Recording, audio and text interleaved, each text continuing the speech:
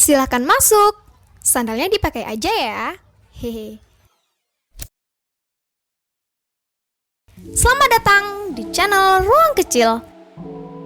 Channel publikasi desain, teknologi, dan arsitektur.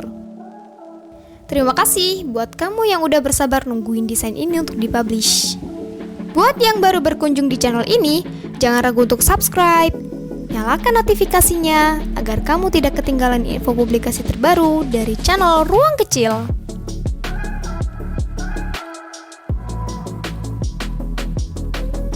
Buat kamu yang udah ada rencana buat renovasi rumah subsidi, publikasi kali ini dapat menjadi inspirasi dalam rencanamu merenovasi rumah subsidi. Sebelum memasuki subbahasan, berikut beberapa poin penting buat kamu perhatikan dan catat ya, sebelum kamu melakukan renovasi rumah subsidi. Poin 1. Peraturan renovasi rumah subsidi. Ini adalah peraturan teknis tentang apa aja yang boleh kamu rubah, tambahkan, atau kurangi. Aturan ini penting untuk dipahami, dikarenakan di setiap lokasi rumah subsidi mempunyai aturannya masing-masing. Oleh sebab itu, sebaiknya kamu tanyakan terlebih dahulu ya aturan detailnya kepada pihak yang secara langsung terlibat dalam prosesmu mendapatkan rumah subsidi. Jika peraturan tersebut dalam format tertulis, kamu bisa meminta salinan berkas tersebut untuk kamu pelajari terlebih dahulu. Berikutnya, poin kedua, desain kasar rencana renovasi. Dari aturan yang udah kamu pahami, kemudian kamu bisa tuangkan dalam bentuk sketch sederhana atau gambar kasar. Atau kamu juga bisa membuat list catatan terkait rencana kebutuhan atau perubahan apa aja yang akan kamu masukkan ke dalam rencana pekerjaan renovasi.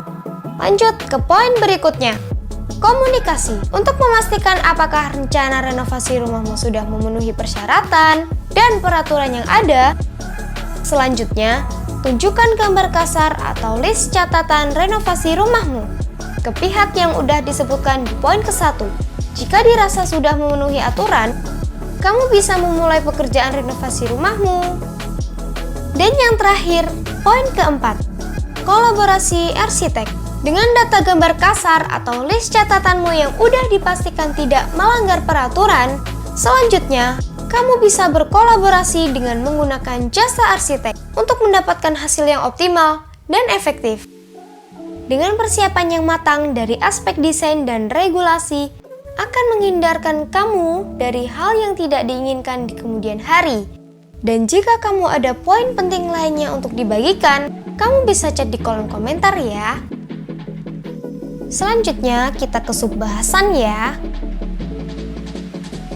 Desain renovasi ini dikerjakan pada rumah subsidi tipe 30 berlokasi di dalam area perumahan subsidi Gria Tanggung Asri 2, Kota Blitar, Jawa Timur. Sebelum memasuki virtual house tour desain renovasi rumah subsidi ini, kita bedah denah awalnya dulu ya.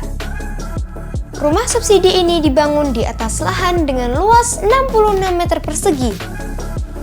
Denah desain awal rumah ini terdiri dari kamar tidur, ruang tamu, taman indoor, kamar mandi, utilitas dapur, tanah sisa. Dengan data denah awal ini kemudian dilakukan perubahan desain denah renovasi menyesuaikan dengan peraturan renovasi yang ada dan juga menyesuaikan dengan karakter dan kebutuhan penghuni rumah ini. Denah renovasi ini terdiri dari pembuatan pagar rumah, pembuatan teras dan ruang tamu, perubahan fungsi ruang tamu menjadi gaming room, perubahan taman indoor menjadi wastafel dan laundry area,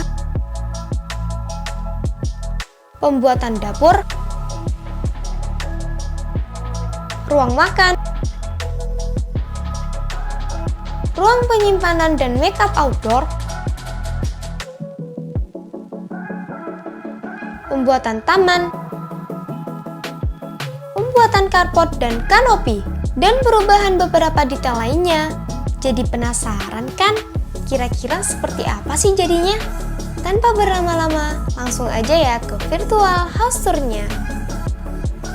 Dari fasad desain rumah ini, Kamu bisa lihat desain rumah ini hadir dengan menonjolkan sisi kombinasi dari beberapa material terpilih, seperti finishing semen pada dinding, besi pada pintu pagar, bambu pada tirai, dan kayu pada furnitur di bagian dalam rumah. Tak hanya itu, desain rumah ini juga menonjolkan beberapa sentuhan detail kecil, seperti desain nomor rumah yang terbuat dari plat ini. Tonasi warna monokrom mendominasi hampir seluruh bagian dari desain rumah ini. Pada area teras rumah ini digunakan sebagai ruang untuk menerima tamu. Terdapat kursi beton untuk tempat duduk santai, sembari membaca buku dan juga untuk aktivitas lainnya.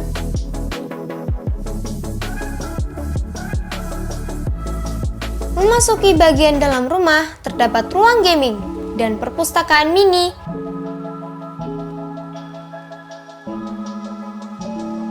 Di mana sebelumnya pada ruangan ini berfungsi sebagai ruang tamu.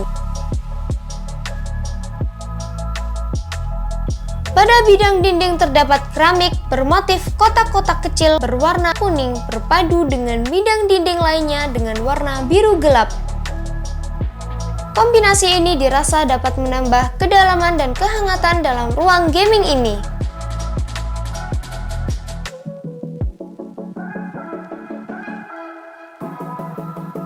Selanjutnya, menuju ke kamar tidur.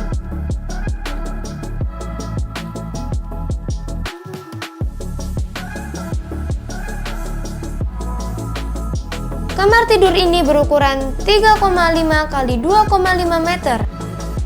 Desain furnitur dalam kamar ini dibuat agar ruang terkesan lebih luas, seperti lemari pakaian yang didesain menyatu pada bagian bawah tempat tidur. Di balik tirai dalam kamar ini, terdapat jendela sebagai sirkulasi udara dan juga terdapat pintu tambahan yang dapat digunakan sebagai akses menuju ke area wastafel.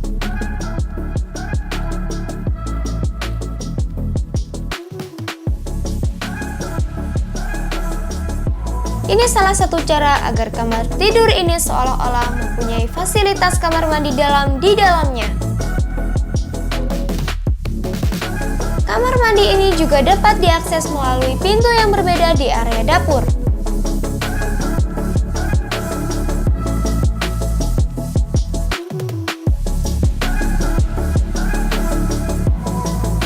Dalam dapur ini terdapat material keramik bermotif kotak-kotak kecil berwarna putih pada bagian backsplash, dipadukan dengan warna hitam pada bagian countertop, dan juga penggunaan material kayu dan besi pada kitchen set.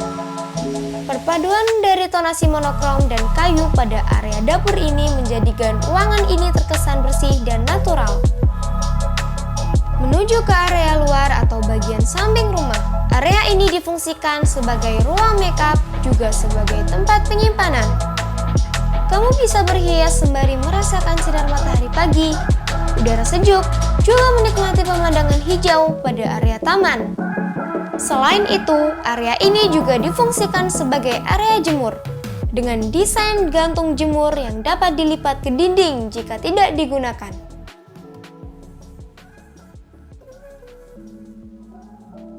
Tak berasa kamu udah ada di bagian akhir di Virtual House Tour kali ini.